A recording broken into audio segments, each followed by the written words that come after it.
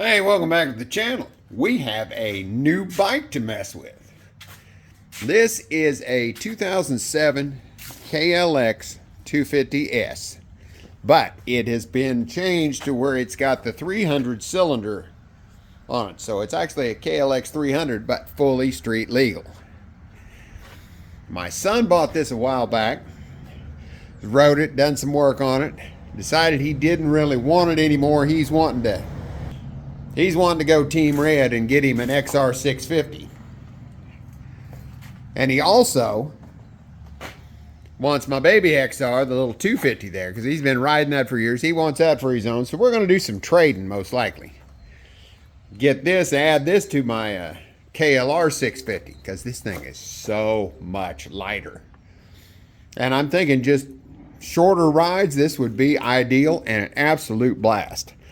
Now, I did take it out and ride it the other day. The first thing I noticed about it, it seems pretty low geared.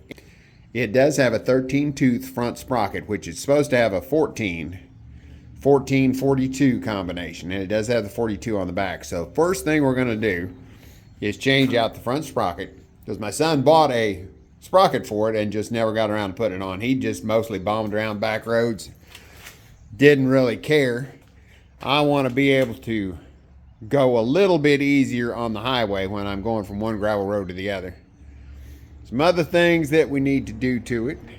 I'm going to get a new hand guard there, or a new set of hand guards.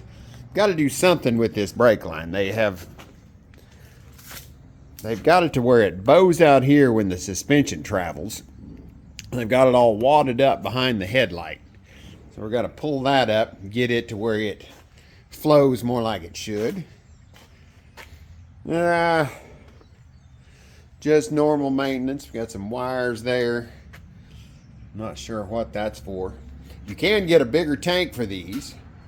This got like a 2-gallon tank. You can get like a 3-gallon tank and switch to the later model plastics on the side. So I might do something like that. It's got good exhaust on it, but I need to go in.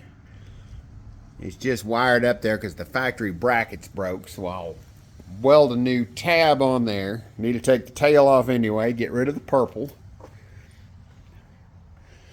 think I've got a handlebar pad somewhere around here. We'll put that on.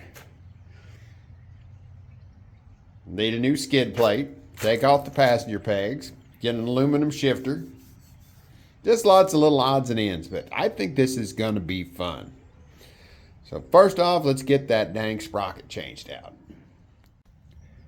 Okay, getting to the front sprocket is just a matter of taking out 2 bolts on this little cover.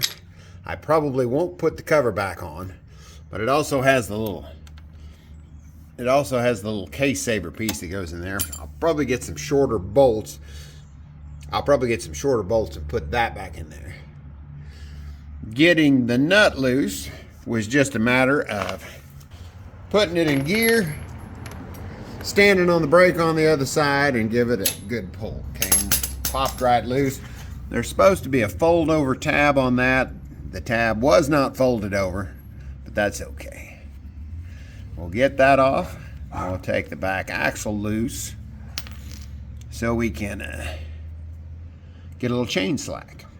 And that nut on the counter shaft was either 27 millimeter or 1 1/16. Both work pretty good. Pop the cotter pin out there. That one's a 27, just like the counter shaft. And this on this side's a 22. Rolled the adjusters around so we got slack. Now we should be able to get the front sprocket off. I think it's kind of cool. I've never seen one like this. The back of the swing arm is open. There is a pin with a little retainer clip. You can pull that out so you can just loosen the axle, pop the chain off, and slide the whole thing out without taking the axle bolt completely out. Just hadn't seen one like that. Oh, and I do like these snail type adjusters. Okay, I dropped the chain off the back sprocket so we got even more slack.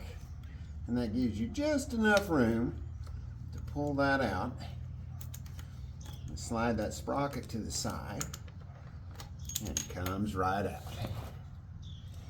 So now let's go get the 14, because this is definitely a 1, 2, 3, 4, 5, 6, 7, 8, 9, 10, 11, 12, 13.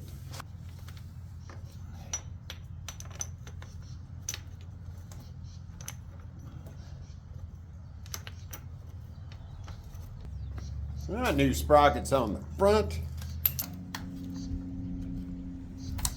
Chains back on. Tighten it up a little bit. 54 foot-pounds on the counter shaft sprocket. Once again, I got it in gear, foot on the brake.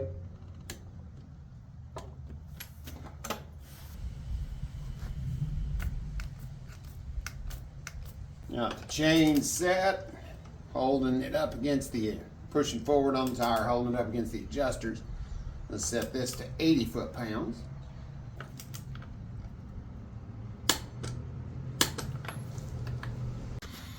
All right, I think we're about ready to take her for a ride. Put the case saver piece back in there. Even if you leave the plastic cover off, this little metal piece is pretty important. They call it a case saver in case your chain breaks. Say it breaks here, or it breaks anywhere along there, and the engine's pulling it through, that will help guide it around the sprocket, because if it wads up in between the sprocket and the case, it'll bust the case. Hence the name, case saver. Now we'll check it out and see if I like it. All right, just got back from a short run, only about 11 miles, but took it on some gravel, took it on the highway. Runs great. I do like the 14-tooth sprocket better. Kind of tames it down when you're out on the highway, not running quite as hard. It's still turning about 6,000 RPM at 55 miles an hour, but that doesn't seem to bother that engine in the slightest. It's kind of rev happy. Two things I did notice about it is the red line on this thing is supposed to be upwards of 10.5. You start getting much above 9, and it's not quite running right. So we got a little carburetor issue or a breathing issue. So I need to address that. And the other thing I didn't like about it is the seat. The seat is pretty soft. My XR600 seat here, much firmer, much more comfortable. This thing, after about 5 miles, it felt like my butt was setting firmly on the seat pan. So I have to take that off, take the cover off. I do like the cover unless it falls apart when I remove it. I'll probably reuse it. We'll go in and fix the foam on it. Other than that, just the stuff I mentioned earlier. So if there's anything you want to know or see about a KLX250, 300, whatever you want to call this beast, let me know. Drop a line in the comments. Another thing I'll probably do is I really like my heated grips on the KLR, so I'll probably put some heated grips on here. Those are cheap, and boy, on a cold day, they're sure nice. All right, that's all for now. Thanks for watching. Catch you on the next one.